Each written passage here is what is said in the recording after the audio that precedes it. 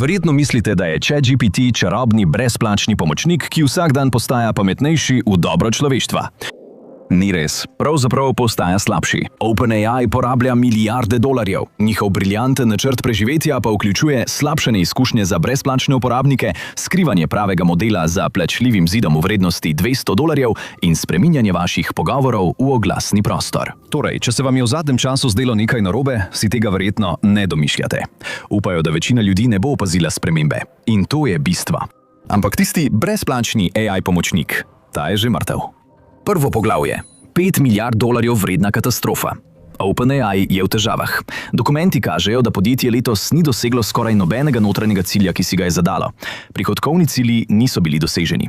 Tudi cilji glede tedensko aktivnih uporabnikov niso bili doseženi. Celo časovnica za javno ponudbo delnic, ki je bila nekoč predstavljena kot zmagoslavni zaključek, zdaj bolj spominja na naporen sprint brez jasne ciljne črte.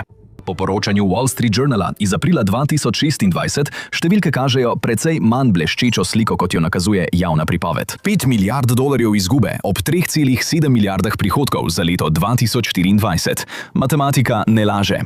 Zaslužili so $3,7 milijard. In izgubili so $5 milijard. Za vsak dolar, ki ga podjetje zasluži, porabi $2,35. Wall Street Journal prav tako navaja, da je finančna direktorica Sarah Frier izrazila resno zaskrbljenost glede financiranja naslednjega vala večmilijardnih naložb v podatkovne centre, še posebej, če bi se rast vsaj malenkostno upočasnila. A po navedbah OpenAI je vse to del postopnega približevanja AGI-ju. In kljub opozorilom je Wall Street še vedno večinoma na njihovi strani. $5 milijard izgube pomeni približno $13,7 milijona na dan. Vsak dan. Razporejeno čez celo leto. To je približno $9,500 na minuto. Če pomežikneš, je približno $160 izginilo. Direktorji pa svojih delniških opcij ne ponujajo prostovoljno. Vlagateljem tveganega kapitala, ki so že vložili več 10 milijard, se ne mudi v novo krog financiranja. Microsoft je celo začel postavljati neposredna vprašanja na konferenčnih klicih ob objavi poslovnih rezultatov, kar pušča eno vse bolj izpostavljeno skupino. Vas. Drugo poglavje. Lobotomizacija brezplačnega paketa. ChatGPT nikoli ni bil brezplačen. Močno in namerno ga je subvencioniral eden največjih finančnih mehanizmov v tehnološki industriji. Podporniki v ozadju so kot seznam največjih imen tveganega kapitala v poznejših fazah. Microsoft, SoftBank, Thrive Capital, TOS, Saudis found the sklant. Skupna naložba naj bi presegla $60 milijard in pri trenutni porabi to ne traja desetletja, temveč leta. Na koncu mora nekdo odločiti, koliko dejansko stane ponovno polnjenje rezervoarja. Panika je resnična. Ura do javne ponudbe delnic tiktaka in načrt preživetja, ki so ga pripravili, je obupan. Namen je bil, da ChatGPT navzven ostane enak, medtem ko tiho spremenijo, kaj ga poganja. V bistvu je postal manj pameten. Obstaja mehanizem, ki ga uporabniki v resnici ne vidijo, imenovan preklop glede na zmogljivost. Med konicami ali po nevidnih dnevnih kvotah so uporabniki tiho preusmerjeni z vodilnega modela na cenejše mini različice. Prenos je neviden, padec kakovosti pa ni. Po približno 10 sporočilih vsakih 5 ur na močnem modelu se vaš pogovor sredi stavka sesuje v splošni način samodokončanja. Uporabniška telemetrija, notranje strateške opombe in množica tem na Redditu vse potrjujejo isto stvar. Preusmerjanje poizvedb na manjše modele je namerna vzvod za nadzor stroškov. Vašega AI pomočnika so namerno zamenjali s cenejšo različico, medtem ko gledate v znano blagovno znamko in domnevate, da se ni nič spremenilo. Prihranki so ogromni. Preusmerjanje poizvedb na manjše modele lahko stane le delček centa v primerjavi z več centi pri vodilnem modelu. Pomnožite to z 800 milijoni tedensko aktivnih uporabnikov in računica začne imeti smisel. Za vas to pomeni, da morate biti popolnoma pozorni na sogovornika, ki nenadoma pozabi vaše zadnja 3 sporočila in začne odgovarjati z modrostmi iz srečnih piškotkov. Razlike v zmogljivosti niso subtilne. Neodvisna testiranja kažejo, da imajo rezervni modeli težave z nalogami, ki jih vodilni model opravi v enem koraku. Večstopenjsko sklepanje razpade. Pri generiranju kode se začnejo pojavljati subtilne, težko opazne napake. Povzemanje daljših vsebin začne izpuščati ključne podrobnosti. En dan vaš asistent reši nalogo iz diferencialnega računa, naslednji dan, ko se po kosilu poveča promet, pa ne zna prešteti zlogov v hajkuju. Torej, to ni videti naključno. Videti je, kot da je tako načrtovano. Brezplačni paket, ki se je zdela kot čudež, je bila v resnici vaba za privabljanje strank, podprta z marketinškim kapitalom in dolgoročnimi stavami, ki nikoli niso bile mišljene kot trajne. Naslednja sprememba je že vračunana v ceno in ni prav nič subtilna. Tretje poglavje – elitni plačljivi zid. Notranji cenovni zapiski potrjujejo, da je OpenAI-ov paket Plus za $20 na mesec nekoč dragulj potrošniške umetne inteligence, tiho postal zapostavljen srednji otrok. Naročniki na Plus še vedno dobijo nekaj uporabnega, toda najnaprednejša inteligenca je za žametno vrvjo. Spoznajte ChatGPT Pro. Pro, $200 na mesec. Ima neomejen dostop do O1 in O1 Pro načina, višje omejitve uporabe kot Plus, ter prednostni dostop do računske moči, ko so strežniki obremenjeni. Prav tako je manj napak pri zahtevnejših nalogah razmišljanja v primerjavi s standardnimi nivoji. Sporočilo je preprosto. Pametnejši model je zdaj za plačljivim zidom. Matematika postane neprijetna, dlje kot gledaš vanjo. $200 na mesec je $2400 na leto na uporabnika. Družina s 4 člani, ki želi dostop do istega pametnega nivoja, to je $9600 letno. To je več, kot številna gospodinjstva porabijo za živila v več mesecih. Prijavljena uporaba nivoja za $200 je v spodnjih enomestnih odstotkih vseh uporabnikov, približno 5 milijonov naročnikov po vsem svetu. To je približno 0,06%. Medtem pa se nezadovoljstvo uporabnikov Plus stopnjuje. Strategija je vse težje spregledati in kmalu bo segla na področja, ki jih verjetno niste nikoli pričakovali. Četrto poglavje. Vaši pogovori, ki vam jih prinaša Carl's Jr. Naslednja različica ChatGPT ni le pametnejša ali dražja, monetizirana je na nov način. V vašem AI pomočniku se bodo pojavili oglasi. In to ni govorica ali ugibanje. To je uradna napoved podjetja OpenAI. Oglaševanje je zdaj uradna linija izdelkov, začenši z brezplačno različico in novim načrtom ChatGPT Go za $8, ki se uvaja v beta različici v ZDA. Oglaševalci naj bi morali za vstop v program zagotoviti najmanj $200,000. Začetne cene so bile visoke, okoli $60 na 1000 ogledov, preden so jih znižali, da bi dejansko pritegnili kupce. Oglasi se bodo za zdaj prikazovali na dnu odgovorov in bodo jasno označeni. Ker je isto podjetje nekoč povedalo poslušalcem podcasta, da bodo oglasi v ChatGPT zadnja možnost. A očitno je ta zadnja možnost prišla prej. Ta zadnja možnost je dobila načrt za uvedbo. Mehanizem tukaj je preprost in premišljen. Brezplačni uporabniki vidijo oglase. Uporabniki, ki plačujejo $8, vidijo manj ali drugače oblikovane oglase. Uporabniki, ki plačujejo $20, so za zdaj oproščeni. Uporabniki, ki plačujejo $200, pa sploh ne vidijo oglasov. Isti izdelek, različna pravila. Več kot plačaš, bolj čist in zmogljiv postane. V resnici ne gre le za oglase, temveč za ciljanje. Če vpišeš poroka, te bodo naslednjih 6 mesecev preplavili oglasi za prizorišča, prstane in poročna potovanja. Ker za razliko od družbenih omrežij, ljudje tej stvari povedo vse. Analitiki v industriji ocenjujejo, da lahko ciljenje na podlagi pogovora močno preseže tradicionalne oglase, včasih celo za večkratnik, in to iz enega preprostega razloga. Nihče ne pove Instagramu svojih težav, ampak jih pove ChatGPT-ju. Poročani podatki kažejo, da naj bi oglaševalska dejavnost do leta 2029 ustvarila več kot $25 milijard letnih prihodkov. Ta številka bi sama po sebi presegla celotne trenutne prihodke podjetja OpenAI. Imajo dostop do vaših zdravstvenih vprašanj, dvomov v zvezi, davčnih nejasnosti in iskanj. Ob 3 uri zjutraj. To je sanje vsakega tržnika. Zavite v prijazen klepetalni mehurček. Razlog, da se vse to sploh dogaja, je v enem tekmecu, ki tiho požira edini segment trga, ki dejansko prinaša denar. Peto poglavje. Panika zaradi Anthropic. Poročila iz industrije kažejo nekaj, česar večina ljudi ne bo videla v naslovnicah. Konkurentsko podjetje Anthropic zdaj ustvarja približno enako raven letnih prihodkov kot OpenAI.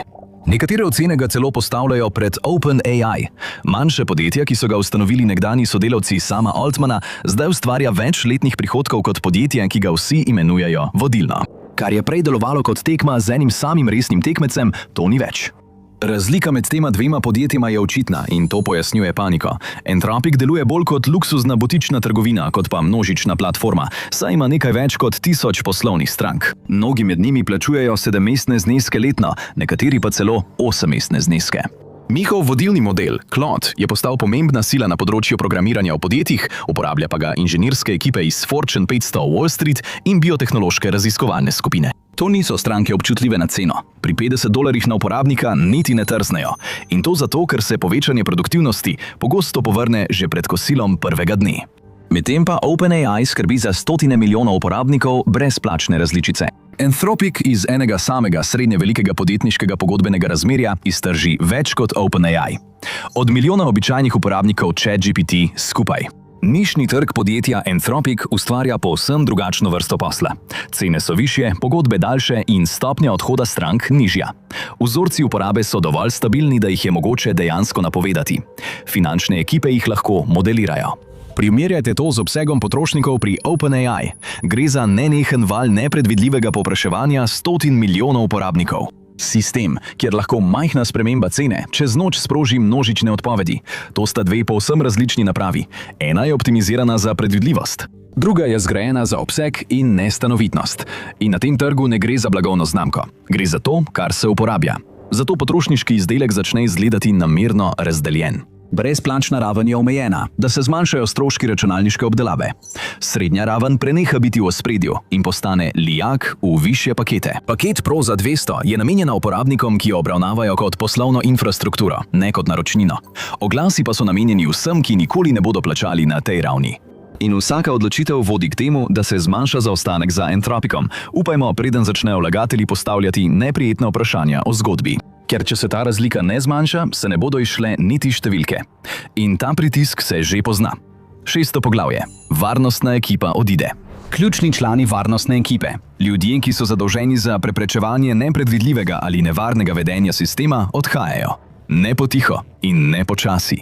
S tempom, ki bi moral skrbeti vsakogar, ki to obravnava kot stabilno dolgoročno stavo. Objava o odstopu, ki jo je objavil Jan Lejke, je kratka in zelo javna. Njegove natančne besede zvenijo kot opozorilo. Varnostna kultura in postopki so postali drugotnega pomena v primerjavi z bleščečimi izdelki. Lejke je bil sopredvodja ekipe za usklajevanje, človek, katerega celotno delo je bilo preprečevanje, da bi tehnologija, ki jo je razvijal, povzročila katastrofalno škodo. In povedal je vsem, da ljudje, ki mu izplačujejo plačo, niso več zainteresirani za tisti del, kjer človeštvo ne sme biti prizadeto. Toda odhod Ilije Sutskeverja je bil opozorilni strel. Sutskever je bil glavni znanstvenik OpenAI in eden od njegovih prvotnih ustanoviteljev. Odšel je, ustanovil svoje lastno podjetje, ki se je neposredno osredotočalo na Safe Superintelligence in seboj odpeljal del ključnega tehničnega kadra. Tudi to, da je kmalu zatem odšel Jan Lejke, je potrdilo, da opozorilni strel ni ničesar spremenil. Ekipa za superusklajevanje, ki je bila ustvarjena za zagotavljanje, da bodo prihodnji močnejši sistemi umetne inteligence ostali pod nadzorom, je bila dejansko razpuščena. Sprva je bilo obljubljenih precej notranjih računalniških virov, okoli 20%, da bi se lahko osredotočili na raziskave varnosti. To ni trajalo dolgo, člani so na to odšli. Računalniška moč naj bi bila preusmerjena v razvoj izdelkov in tisto, kar je bilo predstavljeno kot osrednje poslanstvo, zdaj od zunaj deluje kot nekaj, kar je bilo postavljeno na stranski tir. V tem valu odhodov se kaže stalen vzorec. Inženirji, ki so se pridružili, da bi gradili varno, usklajeno splošno umetno inteligenco, zdaj opisujejo povsem drugačno resničnost. Podjetje, pri katerem odločitve o izdelkih sprejemajo komercialne ekipe, kjer se varnostni pregledi pospešujejo zaradi rokov za lansiranje in kjer so se notranje skrbi glede zaščite žvižgačev domnevno pojavile prav v obdobju prestrukturiranja, ki je podjetje OpenAI postavilo v položaj za morebitni IPO. Zaščitni ukrepi so izginili. Obljube o preglednosti in previdnosti je vse težje pripisati eni sami skupini. Kar je prej nadzorovala posebna nadzorna skupina, zdaj urejajo postopki pod pritiskom. Nekdani zaposleni ocenjujejo, da se je število ljudi, ki se ukvarjajo z usklajevanjem, v zadnjih 18 mesecih močno zmanjšalo. In javno izpostavljeni del tega podjetja se še vedno premika hitro. Toda nekateri najbolj impresivni prikazi, tisti, ki so prišli na naslovnice, so zdaj bolj strogo nadzorovani, zamaknjeni ali tiho odrinjeni na stran v prid komercialnim prioritetam. In nič ni bilo varno. Poglavje 7. Sora. Vaba in prevara. Sora je postala viralna leta 2024 zaradi svojih izjemno realističnih posnetkov, kot so volnati mamuti, ki hodijo po snegu, in srhljivo resnični prizori mest. Toda tudi ona je imela rok trajanja. Aprila 2026 ni bila več na voljo kot samostojen izdelek za potrošnike. Tisto, kar je nekoč izgledalo kot javni vpogled v prihodnost, je bilo umaknjeno iz rok javnosti. Notranja komunikacija navaja prevelike stroške računske moči in strateški premik k podjetniškim orodjem, agentom in robotiki. Na koncu gre vse za ekonomijo. Ena sama generacija videa Sora naj bi po poročilih stala več kot 1000-krat več v stroških računske moči kot običajna besedilna poizvedba. Pomnožite to z milijoni radovednih uporabnikov in postane problem. Hollywoodski studiji, oglaševalske agencije in poslovni medijski partnerji pa ga še vedno dobijo po cenah, ki omogočajo ekonomsko upravičenost. Če pa ste le nekdo, ki je videl predstavitev in si je zaželel narediti rojstnodnevni video za svojo nečakinjo, te možnosti nimate. Poročila iz industrije kažejo, da se licenčni dogovori s studiji gibljejo med 25 milijonov dolarjev letno, odvisno od partnerja. Potrošniška različica, ki je nekoč povzročila navdušenje, zdaj večinoma obstaja le še kot izrezki, predstavitve in spomini.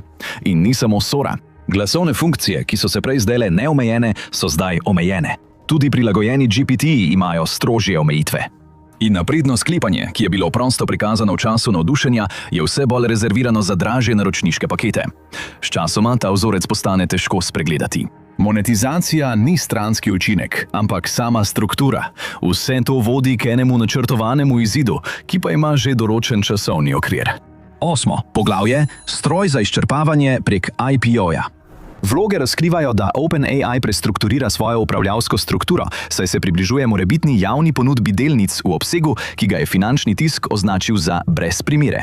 Prvotna struktura, zasnovana za omejevanje dobička vlagateljev in zaščito poslanstva, se razstavlja. Neprofitni odbor, ki je nekoč imel dejanski nadzor nad podjetjem, je potisnjen v bolj svetovalno vlogo. Na papirju se poslanstvo ni spremenilo. Še vedno gre za varno, splošno umetno inteligenco za človeštvo. Toda v resnici se sistem, ki je to poslanstvo zagotavljal, gradi povsem na novo. Ciljna vrednost v višini $1 bilijon, ki se ponavlja v vsakem pricoljalem dopisu, je edina številka, ki šteje. Podatki ne izginejo kar tako. Vsak poziv, ki ste ga vnesli, vsak pogovor, ki ste ga imeli, od leta 2022 naprej, vse to hrani sistem. In ko se to pomika proti borzni zgodbi, se ta dejavnost preoblikuje. V dokumentu o javni ponudbi delnic se to pojavi kot vključenost ali zagon. Če odstranite to besedišče, postane vse skupaj precej znano. To je isti premik v pozni fazi, ki jo vidite pri vseh tehnoloških platformah. Uporabnik ne ostane več samo stranka, ampak postane del izdelka. Ni več nekdo, ki mu je storitev namenjena, ampak nekaj, kar se uporablja. In na koncu neprijetno spoznanje. Nikoli niste bili stranka. 9. poglavje. Dobrodošli med odrinjene v dobi umetne inteligence. Kje vas to pusti? Zlata doba brezplačne, zmogljive in široko dostopne umetne inteligence je končana. Trajala je približno 24 mesecev in se ne bo vrnila. Vaš vsakodnevni digitalni potek dela bo postal dražji in bolj omejen. Tisto, kar se je prej zdelo kot brezplačen dostop do inteligence, se spreminja v večnivojski sistem, kjer so boljše zmogljivosti na voljo le za višje cene. In cena za vse, kar dejansko deluje, se še naprej zvišuje. To je vzorec, na katerega je namigoval vsak tehnološki val, a ga nikoli ni jasno pokazal. Večina ljudi dobi osnovno različico in osnovna različica ni tista, ki se najprej izboljša, postane cenejša, enostavnejša in bolj omejena. Dostop ni več enak za vse. Vse postane razdeljeno. Različni ljudje in različne ravni, odvisno od tega, koliko lahko plačajo. Različica tehnologije, ki naj bi razširila dostop, se tiho deli na več nivojev. Nekateri ljudje dobijo polne zmogljivosti. Večina ljudi dobi dovolj, da ostane znotraj sistema in sčasoma se tudi to spremeni. Obljuba je bila orodje, ki bi pomagalo vsem napredovati.